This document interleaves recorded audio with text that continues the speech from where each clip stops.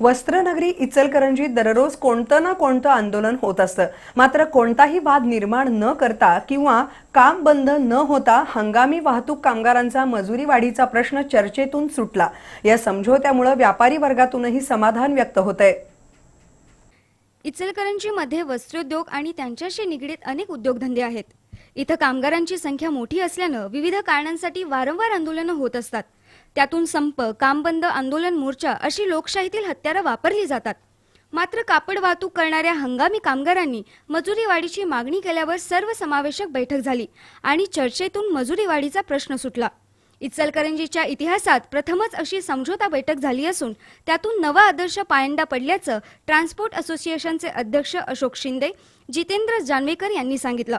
शासनाच्या विविध योजनांचा लाभ मिळवण्यासाठी माथाडी योजनेशी संलग्न व्हावं असं आवाहनही त्यांनी केलं। तर कापडगाठीला 5 रुपये मजुरी वाढीची मागणी असली तरी सामंजस्यानं 3 रुपयांची मजुरी वाढ मान्य असल्याचं टेम्पो चालक संघटनेचे अध्यक्ष अब्राहम भोसले यांनी जाहीर केलं। दरम्यान माजी आमदार राजीव आवळे यांनीही यशस्वी मध्यस्थी केली।